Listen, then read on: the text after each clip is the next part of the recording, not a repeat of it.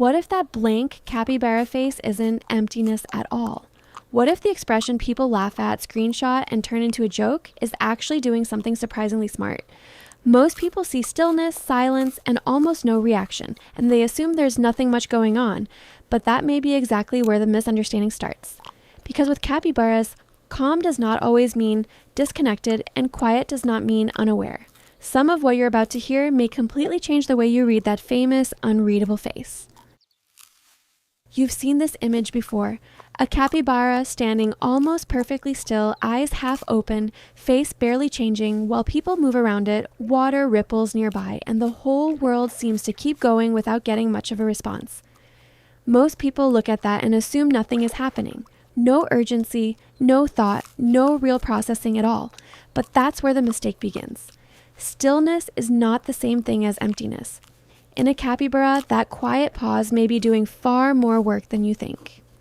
Instead of reacting to every sound, every movement, every tiny shift in the environment, it may be monitoring all of it while spending as little energy as possible. And for an animal that lives in groups, stays close to open space and water, and depends on staying stable in changing surroundings, that makes a lot of sense. Think about what that means. It does not need to prove it is paying attention by constantly moving, flinching, or performing alertness in a way humans recognize. Sometimes the smarter response is the calmer one. Sometimes reacting less is exactly how an animal keeps itself regulated, aware, and ready if something actually matters. Here's the truth. A face that looks unreadable to you is not automatically an empty one, and a body that stays quiet is not automatically switched off. With capybaras, low expression does not mean low awareness. They do not have to perform attention for attention to be there. Now take that same face and put it in a group. Put a capybara beside other capybaras, near birds, near monkeys, near people, with movement happening all around it. It still does not look dramatic. It still does not rush in. It still does not seem eager to announce what it feels. And most people read that as passivity, like it is just there. But that may not be what you are looking at all. In social settings, not every animal manages the moment by becoming louder, faster, or more expressive. Some animals do something quieter than that. They help regulate the atmosphere by not adding more noise to it. And this is where capybaras get especially interesting. That calm presence may be doing social work. It may be reading the pace of the group, the level of safety in the space, the tension or ease in what is happening around it, and then choosing not to disrupt that rhythm unless there is a reason. Think about it from that perspective. A capybara that does not flare up every time something shifts may not be socially blank. It may be socially stabilizing. By staying measured, it can help keep the whole environment measured too. That kind of stillness is not the absence of social awareness. It may actually be one form of it. Here's the shift. What looks like emotional flatness may be a readable kind of calm inside the group itself. Not empty, not detached, functional. And once you start seeing that, the face changes again. Because it is no longer just a funny, still face. It starts to look like an animal quietly checking the room and deciding not to make it harder than it already is. And that matters even more once the room starts to change. Here's where most people get it wrong. We tend to assume that the most alert animal is the one reacting all the time. The one turning fast, shifting fast, showing fast, answering every little change with some obvious burst of energy. We read that as intelligence. We read that as personality. We read that as being switched on. But with a capybara, the logic may be almost the opposite. Not because it is slow to understand, not because it is less aware, but because reacting to everything is expensive. It costs energy. It raises stress. It pulls the whole body into motion again and again, even when the environment has not crossed the line from interesting to dangerous. And for an animal living in open spaces near water, inside a social group, that kind of wasted response adds up. So instead of high drama, what you may be seeing is high monitoring. A capybara can stay physically steady while still tracking sound, movement, distance, and social tone. That steadiness helps conserve energy, keeps the body more regulated, and avoids turning every small signal into a full body event. In behavioral terms, that kind of selective response is not a flaw. It is efficient. It means the stronger reaction is being saved for the moment it actually matters. Think about what that changes. The face looks quiet, so people assume the mind is quiet too. But the still face may be the result of a system that does not waste itself on every passing detail. That is not emptiness. That is control. And once you see it that way, the whole animal starts to look different. Less blank, more deliberate. Calm is not the absence of response in a capybara. Calm may be the way it decides when a response is worth giving at all. Here's something humans do almost automatically. We see a face, and we start reading it. We look for tension, softness, excitement, boredom, friendliness, fear. The less expression we see, the faster we start filling in the blanks ourselves. We call it blank. We call it cold. We call it emotionless. Sometimes we even call it funny. And that instinct is exactly what can throw us off with capybaras. Because we are using a human measuring system on a face that was never built to speak in human ways.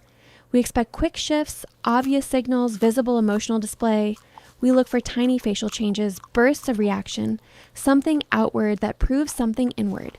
But a capybara does not need to communicate on that setting for anything meaningful to be happening. So when people fall in love with that so-called deadpan face, what they may actually be loving is a misunderstanding they all happen to share. Think about that for a second. The internet sees a face that gives very little away and turns it into a joke. But the joke only works because people assume low display means low depth. That is not a fact about capybaras. That is a habit in us. And this is the shift. Maybe the problem was never the face. Maybe the problem was the lens. Once you stop asking a capybara face to perform for human eyes, it starts to look less empty and more precise.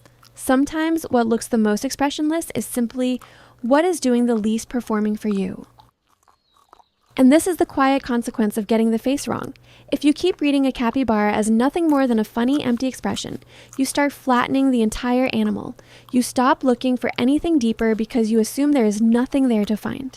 The whole thing turns into a joke, and once that happens, you miss almost everything that actually matters.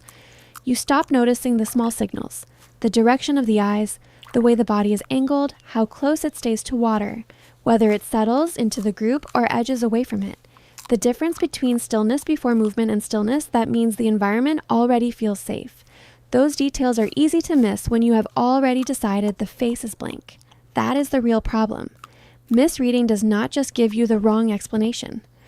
It trains you not to see the real information at all, and that changes the emotional weight of the whole animal too. It is one thing to find a capybara lovable, funny, and strangely comforting. That part is real. But it is another thing to reduce everything it is to a one-note joke about having no thoughts. Because what looks simple on the surface may actually be a very refined way of staying regulated, reading space, and not wasting energy unless the moment truly calls for it. So this is not about taking the fun out of the capybara. It is about seeing more than the fun. You can still laugh at the face. You can still love how absurdly calm it looks. But once you understand what may be happening underneath that calm, the laughter changes a little. It starts making room for respect. Because the moment you call every kind of quiet emptiness, you stop recognizing intelligence when it appears in its quietest form. So, what are you actually looking at? Not an empty face, not a disconnected animal, not a creature drifting through the world with nothing going on inside. What you may be looking at is something much more specific than that. A measured face, an economical face, a face built around selective response instead of constant display. By now, the pattern starts to come together. The capybara is not expressionless because nothing is happening. It may be watching without performing the watching. It may be reading a social space without broadcasting every adjustment.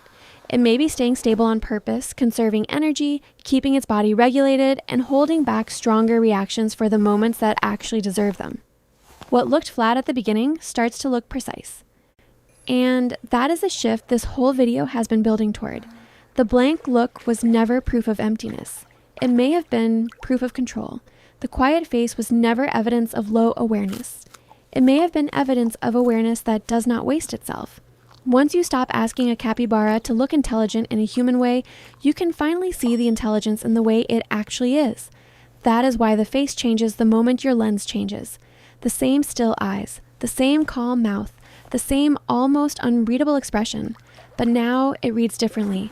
Less absent, more intentional, less vacant, more regulated, less like nothing, more like something operating so efficiently you almost missed it. And maybe that is the most important correction of all. A capybara does not necessarily feel less than you think.